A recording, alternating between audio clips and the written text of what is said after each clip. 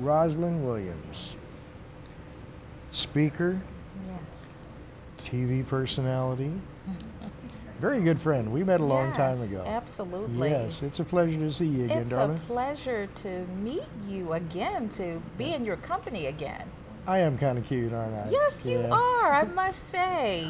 Welcome to the Phoenix Network, darling. Thank you so much. Thank you. Tell us the story of Roslyn. Now, I know here from your one sheet that you are not a native Arizonan. I'm not. Where are you from? Baltimore. Did I hear you say you're from Baltimore? I was born in Baltimore. Oh my goodness, where? Actually, I was born at Fort Meade, but my family was really? Baltimore. Yeah. Awesome. That's wonderful.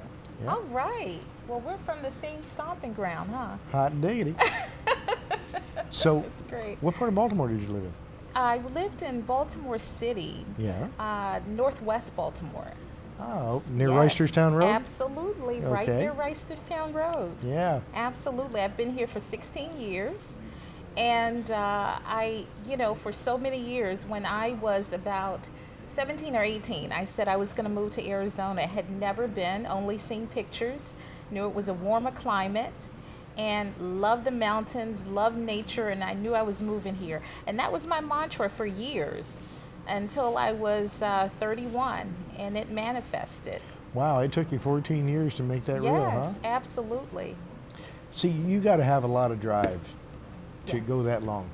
Back up just a minute. Okay. You got to have a lot of drive to go that long. Because Absolutely. for me, the way that I am is that I decide I might think about something for a long time. But when it comes right down to it, once I decide to do it, I have to do it. I have to do it now. And that has its own unique sort of challenges, because sometimes when you do things that way, you're not quite ready. You're right. And there are ramifications to that. So you came out at 31, Yes. and what was it that finally brought you out here? I had a friend that moved here, and I came out to visit, and I loved Arizona. What time of year? February, actually. Uh-huh. Yes, right? Okay, So you, yeah. It wasn't in July or August. Everybody loves the weather in February.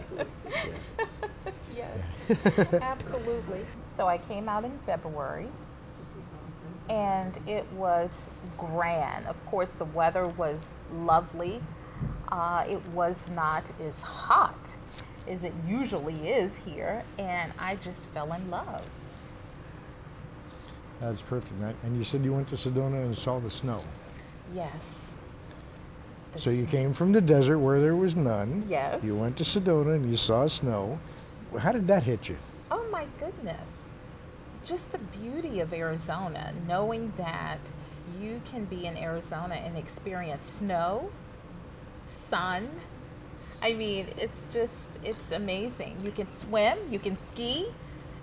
Yeah, in Arizona. we have amazing. all these different climates and all these Absolutely. different weather patterns, and it's just really marvelous. Now, you're a psychologist, right?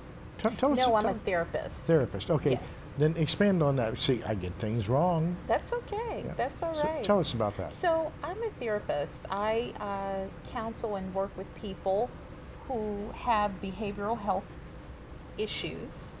I've worked in this field for over 10 years.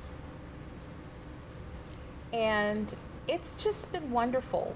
But I fell in love with the geriatric population.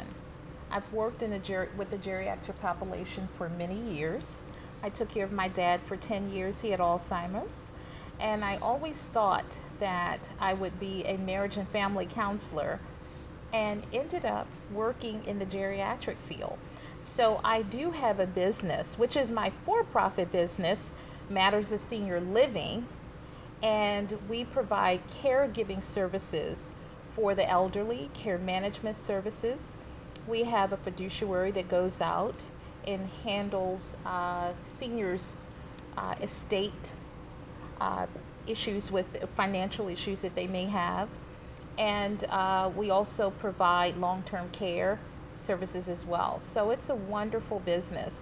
So that's something that I do as well. So that's your secular business. Absolutely. But you are a woman of faith. Yes. Okay.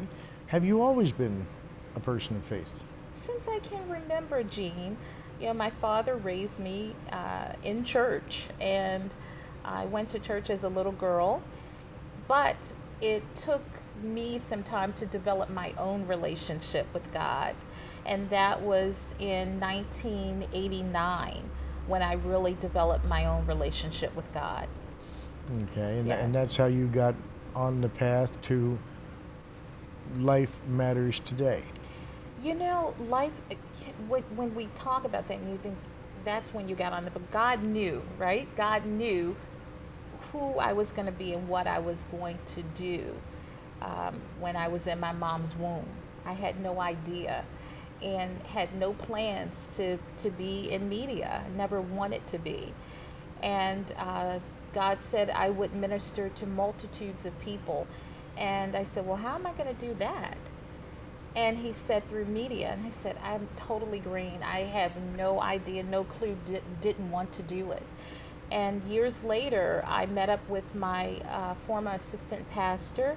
He told me he was on the radio, and he said, hey, have you ever thought about it? And I said, yeah, I have. God told me I would minister to multitudes of people. So you started out ministering on radio. Okay. 6.5 years on KXXT 1010 AM.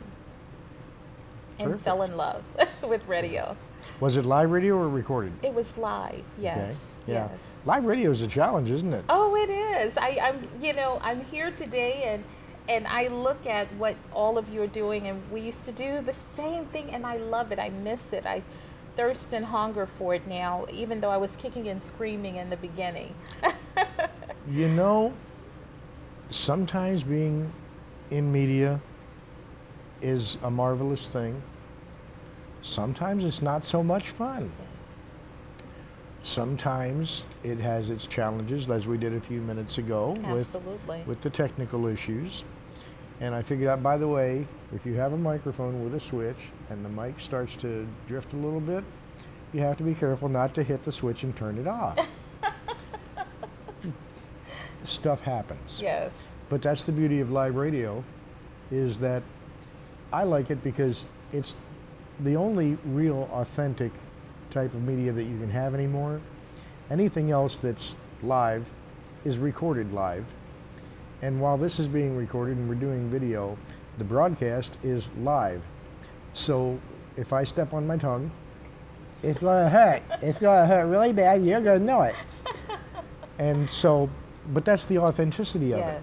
That's how they know they're listening to a real person and not a scripted, canned presentation. And that's personally what I love about it, is the reality of it, the realness. Absolutely. They call reality television what they call it. It really has nothing to do with reality, but live radio is still real. Absolutely. It's still what you do. So there was an evolution involved here, though, when you first got doing the radio and basically being a preacher on the radio. A preacher? Okay. Talk to us, preach. Talk to us. Yeah. I'm not ordained. And actually I was, but we won't get into that. Oh yeah, yeah. One of those things. Wonderful. May 3rd, 1994. Oh, that's wonderful. And anyway, that's neither here nor there for purposes of this. So when did you start doing the transition into visual media? It was almost 2 years ago, and I first taped when I took my first missions trip to Kenya, and I taped there. And the bug bit me. God told me what I was going to do, and the bug really bit me to tape my first show while I was in Kenya, and I did.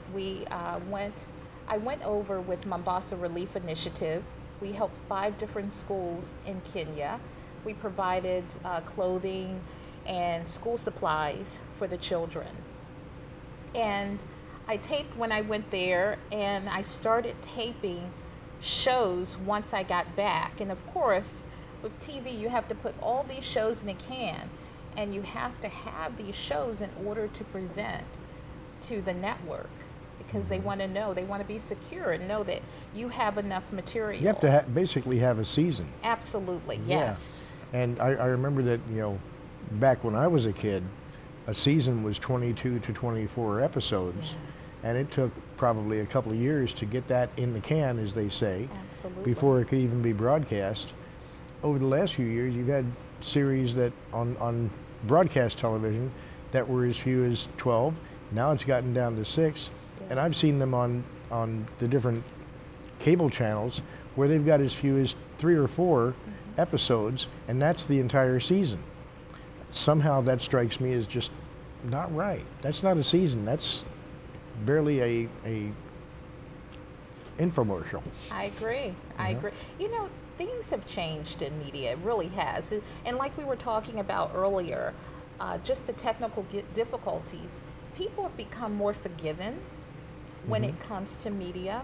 And so many people, like today where we are, we're live Yeah. at a lighting company. Who would have thought we would be here taping? But this is the way technology is going and media is going. It's live. We're taping in someone's business. This is awesome. So people, I think media definitely has become more forgiving, and also you can create your platform. You can create your platform, and if you want to be on Facebook and you want to have a show on Facebook, you can. So tell us about Life Matters Television. Absolutely. Well, Life Matters Today television broadcast is a nonprofit. We help people that are necessitous, meaning we help people that are in need. So we go from state to state, country to country, filming shows. And my producer and I, we look for stories that are unique, stories that people have gone from tragedy to triumph, or people that are actually in need and they need something. So we're helping to provide that need at the end of the show.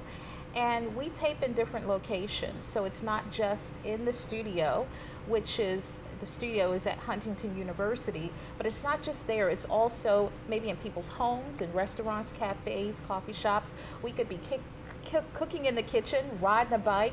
So different things, different ways that we capture a story. And then at the end, we provide a need for that person. So I'm going to tell you, I've been writing checks out of my pocket for years to help people. So we finally became a nonprofit, and I just pray that God will just You have a lot of sponsors and donors provide now. us. Well, we need sponsorship. Okay. So, we do. how do people get a hold of you to do that? You could send me an email, rwilliams@lifemattersministries.org. Visit my website, www.lifemattersministries.org, or give me a call, 602-770-0999. Perfect. Roslyn, it's been an honor having you, darling. It's been a pleasure. It's a great seeing blessing. you again. Good to see you, God Jane. bless you. You're so warm. God bless you. Thank you. Take care. Thanks for you. being here. Absolutely.